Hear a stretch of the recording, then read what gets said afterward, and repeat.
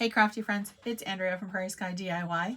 If you've ever made a card that isn't wrong, it's not horrible, but you're just not feeling it after it's created, I'm going to show you how to fix it.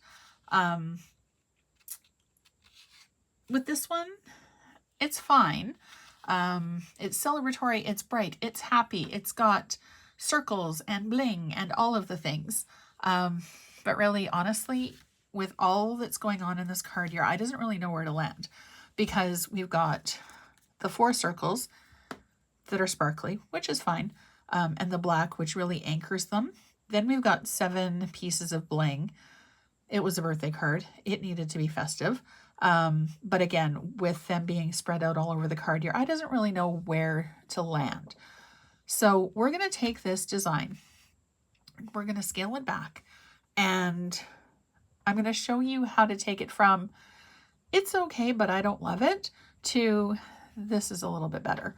The first thing that we're going to do, I've actually got all of the components ready to go. So we've got the same orange background. We've got the same white layer.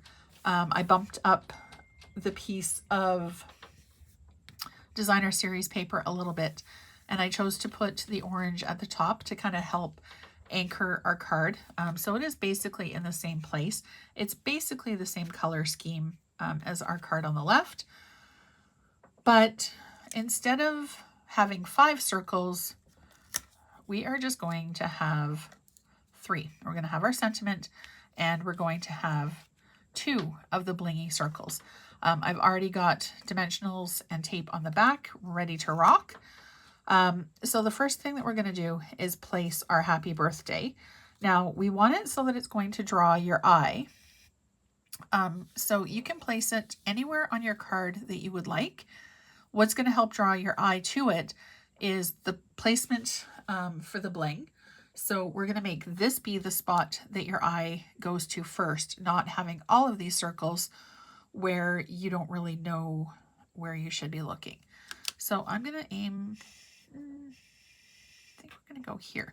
Now, before you start with any tape or adhesive or sticking anything down, one of the things that you can do to make sure that your layout is going to work is to place everything first before you've added any adhesive. And then that way it gives you a little bit more flexibility on shifting things around before you're committed with the tape. It is possible to peel things off, but then you have to do the please don't tear prayer, which doesn't always work. But yeah, dry fitting everything first, especially if it's fiddly bits that need to fit together, much better plan. So now we've got our happy birthday set as our focal point. The next thing that we're going to do is add some visual weight with these guys. So I've got one taped and one on dimensionals, and then we're just going to figure out where we're going to place this. I don't want it to look like mouse ears. I want it to look intentional. I want it to look planned. So I think, even though it probably will end up lined up because that's just how I seem to do things. Okay, I definitely not there. I think we'll do it there, but okay, seriously, I just had my black dimensionals. All right, we're going to stack it up a little bit bigger because we already have dimensionals on the happy birthday. I'm going to boost it a little bit by adding, whoops, a second layer of dimensionals. And because they're double-sided, they do stick to each other very well. Okay, and then we're just going to do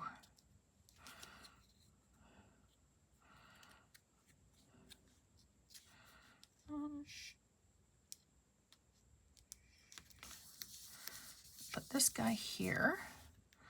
Actually, I don't like that, so please don't rip.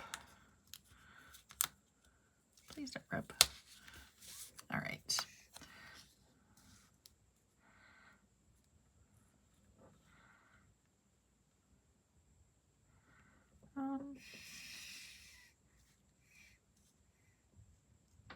Actually, I kind of like that there. All right.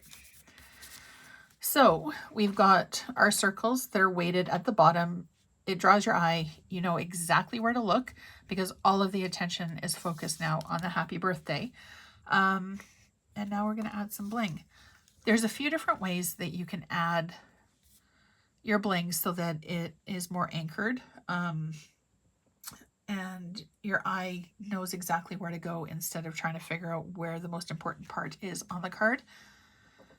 Usually I scatter fairly close together on the same side, unless the designer series paper that I'm using has specific points that it would look good and make sense.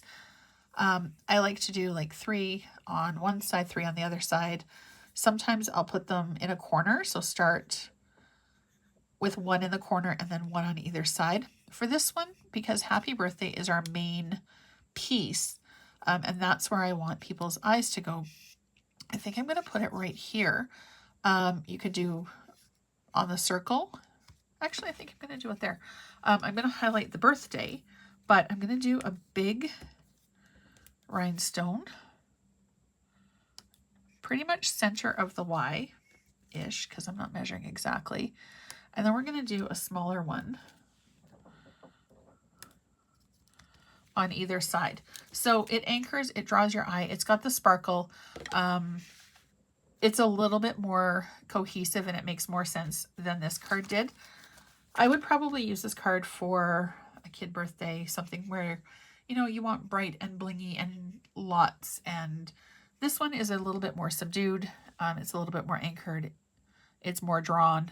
Let me know in the comments if you prefer the card on the left or the card on the right. And if you found this video helpful, if you would like to see more videos like this, be sure to hit subscribe down below. And also, I send out an email roughly weekly with ideas and inspiration and design techniques that'll help you build your card confidence. Thank you so much for watching. I hope you have a great rest of your day, and I'll see you again soon.